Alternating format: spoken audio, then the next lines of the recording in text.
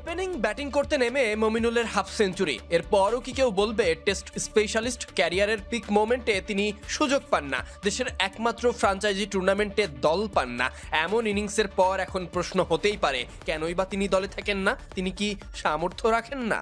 আমি তো মনেই করি না যে ওর ক্যাপাবিলিটি নাই। রংপুরের বিপক্ষে এনসিএল এর টি-20 ভার্সনে ওপেনিংয়ে ব্যাট করতে নেমে 36 বলে 52 রানের দারুণ এক ইনিংস খেলেন। এবারে যেন পারফেক্ট টি-20 মেজাজে 5 বাউন্ডারির সাথে এসেছে 3 ওভার বাউন্ডারি। এজন্যই মমিনুল বলেন, শুধু টেস্ট স্পেশালিস্ট ভাবা নিছকই বোকামি। সাদা বলের একদিনের কিংবা সীমিত ওভারের ক্রিকেটেও তিনি ভালো খেলার সামর্থ্য রাখেন। টানা দ্বিতীয় বছর বিপিএল থেকে তিনি দল পাননি, তবে এবার এনসিএল এ সুযোগ পেয়ে নিজের মতো করে নিজেকে মেলে ধরেছেন। গত বছর অবশ্য রংপুর রাইডার্সের হয়ে দলে ছিলেন, যদিও মাঠে এক ম্যাচ সুযোগ পেয়েছিলেন। সেই ম্যাচে শুধু সুযোগ মিলেছিল এক ক্যাচ ধরার।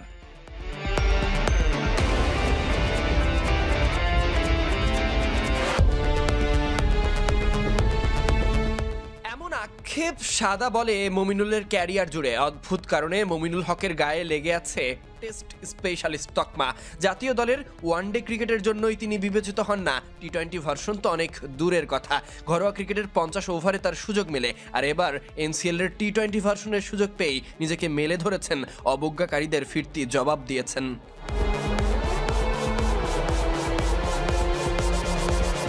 শুধু কি বিপিএলে তিনি জাতীয় দলেও বিবেচিত হন না? কেন হন না, কবেই বা বিবেচিত হবেন, সেটা জানিয়েছেন নির্বাচক আব্দুর রাজ্জাক।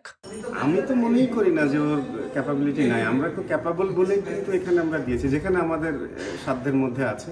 আর বিপিএল তো আমাদের হাতে না। আর ইন্টারন্যাশনাল ম্যাচের কথা বলতে গেলে আসলে আগে তো এখানে খেলতে হবে সব জায়গায়, ঠিকঠাক মতো খেলে ও দেখালে তাহলে আমরা চিন্তা করবো ওর কথা।